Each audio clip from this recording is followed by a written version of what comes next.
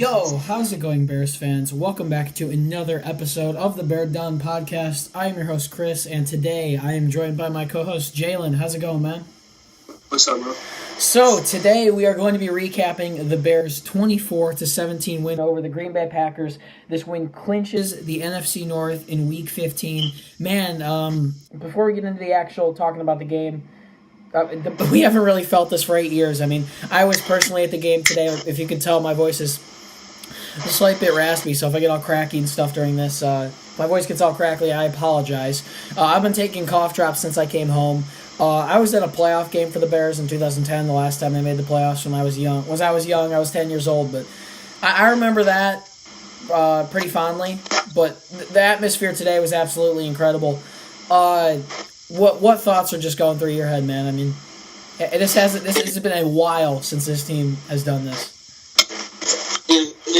It's pretty unbelievable. You know, last time we were good, or last time we made the playoffs, I was like, you said 2010, yeah, I was like 7 years old. So that's crazy to me how we haven't been good in a long time, and made the playoffs in a long time. And me being 15 years old, and we're finally making the playoffs. This is the first time that I've ever watched, like, with my own eyes, like me actually being a big fan of football. Me seeing the Bears just dominate, yeah.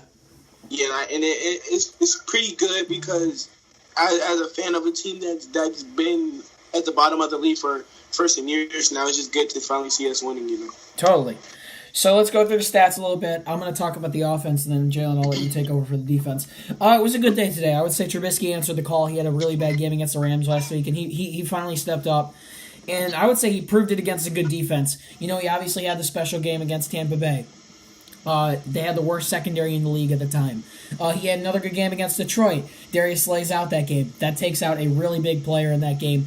He finally was consistent against a good defense with good players on the field. Clay Matthews on the field, Mike Daniels on the field, Blake Martinez on the field, Jair Alexander on the field. Green Bay's got some pretty decent playmakers on defense, and Trubisky was absolutely on fire today. 20 for 28, 2 touchdowns, 1 sack only for 3 yards, not that bad, and an 120.4 passer rating for him on the day. Really good. Also 16 rushing yards out of him. He used his feet really well today to extend plays overall. As far as the rushing went today, Jordan Howard, 19 carries, 60 yards, and a touchdown. I was hoping he would get an 100 bomb, but he didn't end up getting 100 tonight. He still played incredible throughout most of the game. Tariq Cohen busted one out for 22 in the fourth quarter. That was a really big run that got our drive going on the Trey Burton touchdown drive. Or actually, no, that was the end of the first half. When he scored a touchdown, he had a 22-yard run just to get us out of about the midfield range. Not the greatest day for receiving, not a terrible day.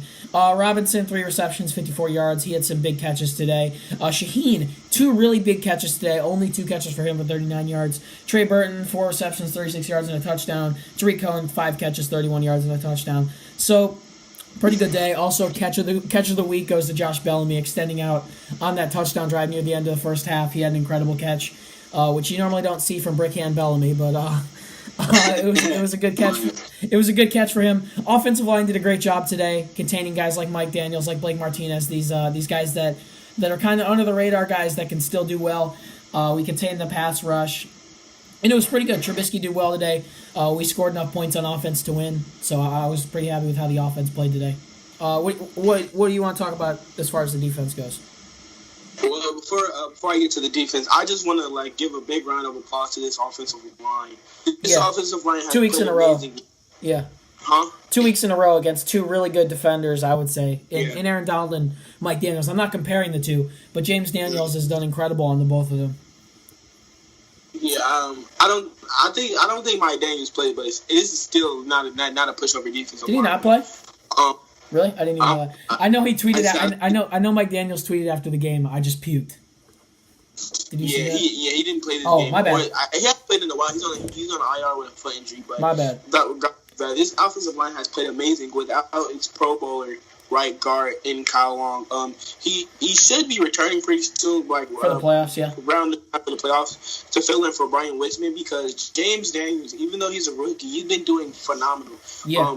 I had high expectations for him because he was a first round rated center / offensive guard. Got picked early second round, right? So clearly, it was a reason why Pace chose him over Anthony Miller. Even though we still got Anthony Miller, he chose James Daniels over Anthony Miller for a reason. Yeah, totally. James Daniels looks like he's going to be a Pro Bowler for years to come. As long as Kyle Long can stay healthy for like the rest of his career, that is a dominant interior offensive line with a great tackle like Charles Leno. So this offensive By the way, line Charles Leno proposed today. You got a yes. So good for him. Let's go through some defensive stats. I'm going to read them off for you quickly. Roquan Smith, one thing I would like to say about him, he needs, I think, 20 tackles in the next 2 games. Or it's like 19 or something in the next 2 games to break Brian Urlacher's record for most tackles by a Bears rookie, which would actually be incredible if he broke that record. He had 10 tackles today, 7 of them being solo tackles and 1 pass defended for him. Leonard Floyd, 6 tackles, 2 sacks. He comes to perform against the Packers big time. Khalil Mack, 2.5 sacks. He did get half the credit of a sack for sacking Rodgers with his back. That was weird. And then Bilal Nicholas with half a sack. I'm going to tell you right now, I'll speak about him again later. Sherrick McManus is 100% going to be my player who stepped up. 3 passes defended for him today in Bryce Callahan's absence. Pretty good day overall. And Eddie Jackson with the interception. And then he kind of like buckled his own knee. That was kind of weird. He sprained his right ankle after an interception, which was kind of weird. But Action Jackson, what do you expect? Exactly. What do you think about this defense today? Also, Akeem Hicks with a couple big tackles. Aaron Lynch with a couple big tackles as well down the stretch. Yeah. This defense has played great. Most people on the defense, especially like Akeem and Eddie Jackson, coming into this game, they said this is personal. They want to show Aaron Rodgers how this is a completely different Bears team. When he talked about running the table, he said he's going to come into Chicago, a place that he's won multiple times and win again, and for like they weren't having it. Yeah, totally. They did not have it. So they felt like they're not going to do it again. Totally. And Eddie definitely took that personal with the pick he got. Sadly, he did hurt himself at the end of the play, but hopefully he should be good come playoff time. Yeah, one thing I would like to say also is if the Bears beat the 49ers next week, or if Dallas loses one of their 2 remaining games, the Bears are going to clinch the 3rd seed in the NFC after clinching the division today. It'd be nice if we could get that done against the 49ers so we don't have to start our starters against Minnesota, who's going to be yearning for a win big time there. I'd be fine with just giving Minnesota the win and resting our starters, honestly. So, next, we're going to get into offensive and defensive MVPs. Also, one little special teams note I would like to say that I put with defense. Tariq Cohen with a huge 54-yard return today. That set us up for maybe, I don't even know, a field goal or touchdown there in the second half. It was a field goal. Field goal, yeah. But still, points are points. That was big time. Offensive, defensive MVPs. I'm going to start it off with my offensive MVP. I'm giving it to Mitchell Trubisky. I already said this earlier, but he played well against a pretty legit defense that stifled him week 1 when he looked like a deer in headlights. If you look at that film versus this film today, he was mobile. He got the ball to his playmakers. He did exactly what he needed to do, and he didn't make any risky throws. I'm giving my MVP to Trubisky. If you wouldn't have took Mitchell, I would have definitely given it to Mitchell. But I'm gonna go with Tariq Cohen. Okay. He's been playing great this whole season. He leads the Bears in receiving yards with 703 yards at the backfield, which is crazy to me. But he had a good game this week. Made a couple great catches. Had a touchdown. That punt return, like we were just talking about. The only thing that I say that kind of made me upset was, first of all, the fumble. Like that was a stupid fumble. That was miscommunication by Jordan and Tariq. Jordan thought he was taking it, and Tariq thought he was gonna keep it and run with it. But other than that, and then I think it was in the third. Oh, it was after he got that punt return. Trubisky hit him for the check down, and he was right at the first down, and he just walked didn't extend out the ball. Yeah. I don't think he knew where he was at, so that's his lack of awareness. But that other than that, he had a pretty good game. He basically won this game for us, and he was looking pretty trippy in my opinion. If you watch his interview, yeah, and he had the grills today. He was wearing the grills. Let's talk about defense. I think it's pretty unanimous who's going to win this one. I'm going to give it to Khalil Mack, man. 2.5 sacks. He came to play today. He was absolutely incredible. You can't really give it to anyone else, man. He makes it easier for guys such as Leonard Floyd, who had 2 sacks today, to get down the middle. Akeem Hicks didn't play too big of a part in this game. He was pretty good in run defense, but just Mack, man. I don't think he's going to win Defensive Player of the Year, if I had to be honest with you. But if I had to make a case for him winning Defensive Player of the Year, I would say, look at how much easier he makes it for guys like Leonard Floyd, for guys like Akeem Hicks, for guys like Roquan Smith, for guys like Danny Trevathan, who's having the best year that he's ever had in his career after playing on a great Super Bowl team in Denver. Look at how much easier Khalil Mack makes it for these other guys to play. That would be my case for Khalil Mack to win Defensive Player of the Year, and he made it much easier for those guys around him to perform today. So that's why I'm going to pick him as my defensive MVP. Yeah, but it's clearly Khalil Mack as the defensive MVP. But I'm gonna say mention two other guys. Okay. First I'm gonna go with Leonard Floyd. He had 2 sacks this game. Got a big sack at the end of the game to make them go for a field goal on third down, which is kind of weird to me. But he was providing great pressure on Rodgers. He's been getting great pressure this whole season, or most of the season. Once he got the cast taken off, but he just hasn't gotten there. But now he's starting to get the sacks. This is the worst season he's ever had as a Bear. In his first season, he had 7 sacks. Last year, he had 4.5 sacks before he went down. He started off slow last year too, and he definitely started off slow with the cast on his hand. But he played pretty good. You could say he has a case for defensive player of the game. And then Eddie Jackson. Comes to play every week, man. Yeah, Eddie Jackson has stepped up big time. When we first drafted him, I thought he was going to be a great safety for the Bears. I thought he was going to be like the next Mike Brown. Didn't think he would be a Pro Bowler, even an All-Pro level, or a Defensive Player of the Year. But I definitely. I don't think he's going to win Defensive Player of the Year either. But I think you could also make a case for literally him and Mac both being on the ballot for those 4 guys. Definitely, they're definitely on the ballot. I wouldn't think they were going to win Defensive Player of the Year because of what Aaron Donald was doing, but they're definitely Defensive Player of the Year candidates. Totally. especially Mac. Okay, yeah. Eddie Jackson has played great. And he got the key winning pick. Aaron Rodgers had 400 in like 2 consecutive passes without a pick, which is incredible on its own. Yeah. Eddie Jackson, man, he just comes to play every week. That was a tip ball. And it wasn't like a super high tip where he could like run over to it. It was tipped pretty quickly. Good awareness by him. Good reaction time. He picked that thing off. Next, let's get into our deciding factors. What was the deciding factor of this game? What do you think won the game for the Bears here, Jaylen? I can go first if you want. Yeah, go. I got one. Okay. A deciding factor was Trubisky bouncing back from his worst game as an all-pro, having a 33 passer rating this last week. And then, like you mentioned, he had a 120-something passer rating this game. Had a better passer rating than Aaron Rodgers. So that's just a great way to bounce back. You know, he threw 1 pick and 3 interceptions last game, and he threw 2 touchdowns, and 0 interceptions this game to lead us to a touchdown. A win. So that's just a great way to bounce back. Trubisky is definitely growing. He's definitely had his ups and downs, but this is his first year in offense, his second year as a pro, and I expect him to make mistakes. That he's basically still a rookie, but just seeing him have the poise to bounce back from his worst game in his career and lead us to a victory against our all-time rival. So that's great. I'm gonna go with the defense's ability to stop the Packers in the red zone. The Packers were in the red zone 4 times today. 1 for 4 on a touchdown. 1 for 4 on scoring touchdowns. They had 1 touchdown, 2 field goals in the Eddie Jackson interception. That's as good as you can get in the red zone. Obviously, Jamal Williams scored. I think that was it because Aaron Jones went out of the game. That was the only touchdown that they had, I believe, and then a couple field goals. They had that. But it's just tough to guard guys in the end zone. Guys like Jimmy Graham, who did absolutely nothing today. The Bears did a great job of holding him. Roquan was great on him the entire day. We also had McManus on him a good bit, I know for a fact. And obviously guys like Devontae Adams. He was pretty big today in the game. He caught some pretty big passes. He should have caught a Hail Mary down in the half, if we're being honest. That ball was in his hands. He dropped that.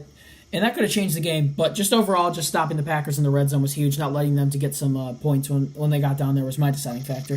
Next, we're going to go into who stepped up. 1 player on offense for the Bears. 1 player on defense for the Bears that we think stepped up this game. Do you mind if I go first?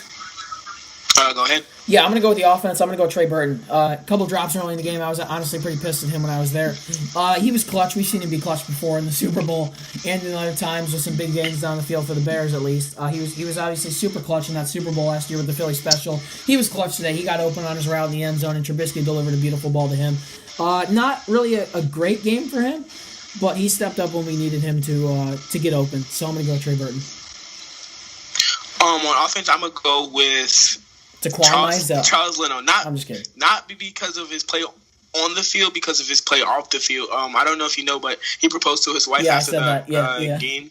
So he stepped up and made. He stepped up off his knee and gave a hug to his wife. So that's what I'm gonna go with. Good for him. Like I said, I've been completely happy about this offensive line play this whole season. We only allowed Trubisky to get sacked 21 times, which is pretty good, and a shut down great defensive lines like Aaron Donald. But I'm gonna go with Charles Leno, but this whole line has been playing great. Totally. On defense, I'm going Sherry McManus easy. It's going to be hard guarding guys like even throughout the Packers depth chart. Their wide receivers are okay. I would say Randall Cobb's a bit washed, and obviously they have Jake Kumaro as well. But that's still going to be a hard matchup for Vincent Muckamore. He was on Randall Cobb a good bit today, I know for a fact. He also had Jimmy Graham a bit throughout the day. He had some tough matchups, and he did perfectly fine. He defended a pass going to, I think it was like Valdrick Scandling or whatever the guy's name is, in the end zone. It was a beautiful ball. That was Randall Cobb. I thought it was Cobb. I was about to say I thought it was Cobb. A beautiful ball throw to Cobb, and he did a great job at defending it. So it was a pretty good game for him, I would say. I'm gonna go with Roquan. Roquan has played great since probably like the Buffalo game, since the Miami game, because that was his first game having multiple double-digit tackles. But ever since that game, Roquan has been he's gonna be the leader of our defense. Not right now, because right now we got Trevathan, Mack, of course, Eddie, Akeem, et cetera, et cetera. But one day he's gonna be like our Brian Urlacher. Now, right now, I'm not comparing him to Brian Urlacher. Brian Urlacher is one of the best linebackers to ever play. But I can see the potential of him being something like that, or close to that at least. He has great instincts, great in coverage, a fast linebacker. Now, we all know during the draft process, I didn't want him at all. I thought he was too small. And he wasn't great. Edmonds. He's also been good. I think Roquan's been better than Tremaine Edmonds. Yeah, but right now I regret everything I said about Roquan. I'm definitely glad we took Roquan over Tremaine Edmonds. Yeah. Finally, we're going to talk about just things we think the Bears should improve on. I'm going to say one thing, as my man Adam Hodge would say, hashtag Bears special teams. Went for a fake punt today, and that was just terrible. So just got to be better on special teams. Either punt it or come up with a better idea for the fake. I feel like the Packers saw it coming the entire way. Yeah. And just converting on third downs, not putting our special teams out there on fourth and short on a third down where we could have converted. Converting on third and short, and just special teams in general just needs to be a little bit more polished under Chris Tabor. For players, something I would see us improve on is even though Cody Parkey didn't miss any field goals or extra points, ever since that Lions game, every time he kicks a field goal, I get nervous. Usually, before that, everyone today was going crazy. I was like, "Whoa, Parkey made a field goal." Usually every time he scored, I would turn for because I knew he was gonna make an extra point. But ever since that Lions game, I never turned because I'm nervous that he's not gonna make one. So I just make sure keep practicing at Soldier Field. Yeah, the consistency of Cody Parkey making his extra points. It's gonna be big coming down the stretch. Yeah, especially when we travel to these domes, especially the Saints or the Rams. We have to make sure we're kicking these field goals. Or Atlanta for the Super Bowl. Yeah, because we're gonna play in Atlanta. That's a dome too, so you have to make sure you're consistent at making your kicks. Yeah. Because in the cold, you don't know what can happen. And we need as many points as we can, especially going up against great offenses. I agree. Well, that's pretty much going to do it for this episode, guys. Next week, I believe we have the San Francisco 49ers to lock up now what is next. We got the playoff spot. Now we're trying to lock up this number 3 seed and put ourselves in the best position to at least win the wild card round before we head into before we continue, who do you think we're going to play in the wild card round? Because it's going to be Cowboys. It's going to be Cowboys, Seahawks, or Vikings. So that's probably who it'll come down to. Yeah, we'll see. I don't know who I want to play because they all three dudes you just name have good defenses. Totally. We'll get into that in another episode closer towards the playoffs. Who we think we want to play. But that'll pretty much do it for this one, guys. first time in 8 years, man. Party. I saw Parth post online. Party like it's 1985. Don't party like it's 1985. That's a bit crazy. That's a bit extreme for now. Party like it is 2010. Party like it is 2010. But yeah, it is 2018. By the way, we did have a giveaway. I got the winner. I contacted the winner and got him his hoodie. So congrats to whoever won that if you watch. Yeah, congrats. You can follow our podcast on social media at Bear Down on Twitter and Instagram. And you can find the links to our personal Bears pages down in the description. If you guys did enjoy, do us a favor. Smash a like on this and subscribe. We post Bears content a ton. We were a bit slow this week. I got a video out at like 1 a.m. this morning. But yeah. We're doing our best. I'm amidst finals right now, so it's tough for me. It's going to be tough for me this week. I got finals on Tuesday. Yeah. I'm not ready. We're probably going to have to start cramming videos tomorrow for this week for the 49ers. But I'm not too worried about it. Hopefully that doesn't come back to bite me next week. But that'll pretty much do it for this one, guys. Bears beat the Packers 24-17. We'll see you guys in the next episode. Bear Down Chicago. Peace.